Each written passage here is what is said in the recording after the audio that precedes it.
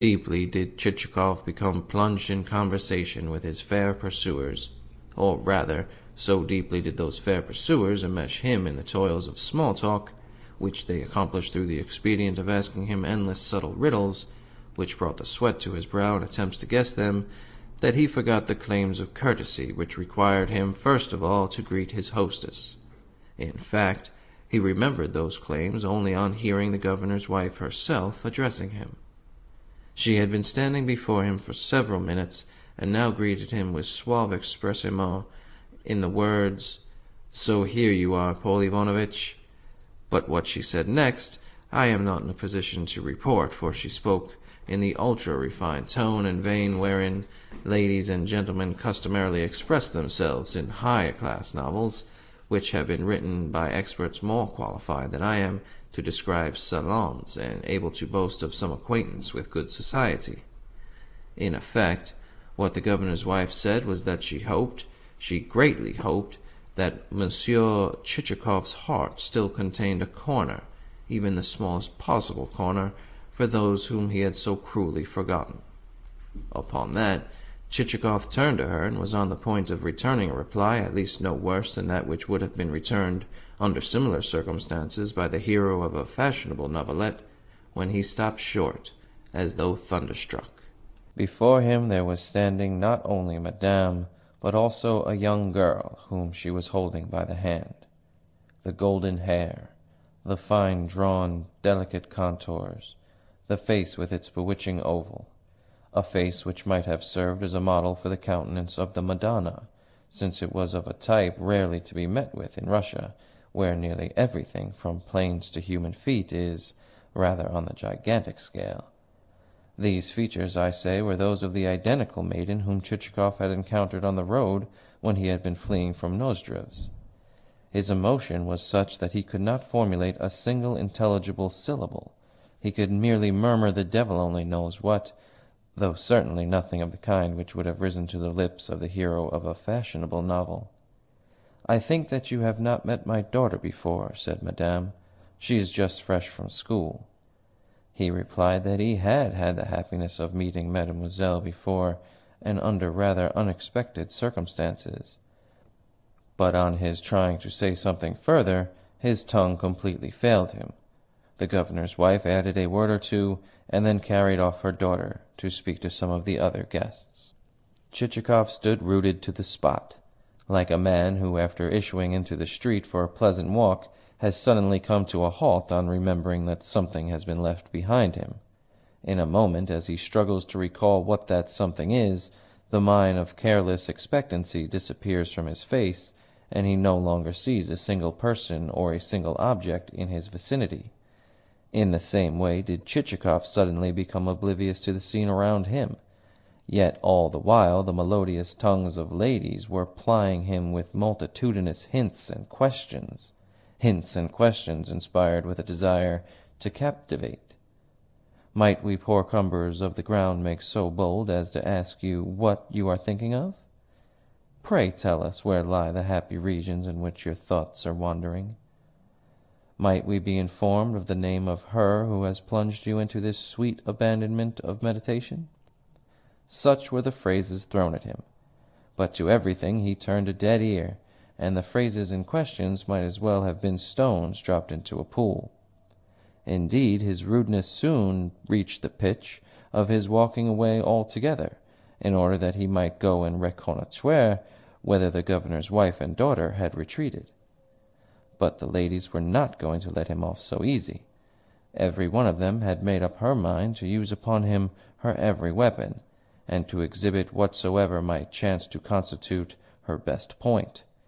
Yet the ladies' wiles proved useless, for Chichikov paid not the smallest attention to them, even when the dancing had begun, but kept raising himself on tiptoe to peer over people's heads and ascertain in which direction the bewitching maiden with the golden hair had gone. Also, when seated, he continued to peep between his neighbors' backs and shoulders until at last he discovered her sitting beside her mother, who was wearing a sort of oriental turban and feather.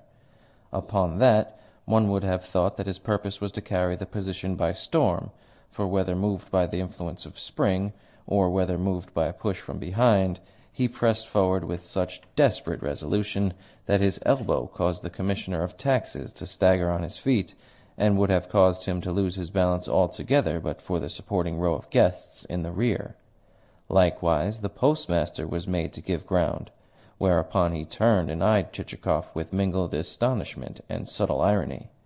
But Chichikov never even noticed him. He saw in the distance only the golden-haired beauty. At that moment she was drawing on a long glove, and doubtless pining to be flying over the dancing floor where, with clicking heels, 4 couples had now begun to thread the mazes of the mazurka. In particular was a military staff captain working body and soul and arms and legs to compass such a series of steps as were never before performed, even in a dream. However, Chichikov slipped past the mazurka dancers, and, almost treading on their heels, made his way towards the spot where Madame and her daughter were seated. Yet he approached them with great diffidence, and none of his late mincing and prancing. Nay, he even faltered as he walked. His every movement had about it an air of awkwardness. It is difficult to say whether or not the feeling which had awakened in our hero's breast was the feeling of love, for it is problematic whether or not men who are neither stout nor thin are capable of such sentiment. Nevertheless, something strange, something which he could not altogether explain, had come upon him. It seemed as though the ball, with its talk and its clatters, had suddenly become a thing remote, that the orchestra had withdrawn behind a hill, and the scene grown misty like the carelessly painted-in background of a picture, and from that misty void there could be seen glimmering only the delicate outlines of the bewitching maiden. Somehow her exquisite shape reminded him of an ivory toy. In such fair, white, transparent relief did it stand out against the dull blur of the surrounding throng. Herein we see a phenomenon not infrequently observed, the phenomenon of the Chichikovs of this world becoming temporarily poets. At all events, for a moment or two, our Chichikov felt that he was a young man again, if not exactly a military officer. On perceiving an empty chair beside the mother and daughter, he hastened to occupy it, and though conversation at first hung fire, things gradually improved, and he acquired more confidence. At this point I must reluctantly deviate to say that men of weight and high office are always a trifle ponderous when conversing with ladies. Young lieutenants, or at all events officers not above the rank of captain, are far more successful at the game. How they contrive to be so, God only knows. Let them but make the most inane of remarks, and at once the maiden by their side will be rocking with laughter, whereas should a state councillor enter into conversation with a damsel, and remark that the Russian Empire is one of vast extent, or utter a compliment which he has elaborated not without a certain measure of intelligence, however strongly the said compliment may smack of a book, of a surety the thing will fall flat. Even a witticism from him will be laughed at far more by him himself than it will be by the lady who may happen to be listening to his remarks. These comments I have interposed for the purpose of explaining to the reader why, as our hero conversed, the maiden began to yawn. Blind to this, however, he continued to relate to her sundry adventures which had befallen him in different parts of the world. Meanwhile, as need hardly be said, the rest of the ladies had taken umbrage at his behavior. One of them purposely stalked past him to intimate to him the fact, as well as to jostle the governor's daughter, and let the flying end of a scarf flick her face, while from a lady seated behind the pair came both a whiff of violets and a very venomous and sarcastic remark. Nevertheless, either he did not hear the remark, or he pretended not to hear it. This was unwise of him, since it never does to disregard ladies' opinions.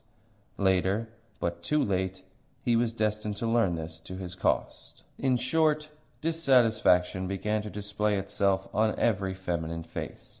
No matter how high Chichikov might stand in society, and no matter how much he might be a millionaire, and include in his expression of countenance an indefinable element of grandness and martial ardour, there are certain things which no lady will pardon, whosoever be the person concerned.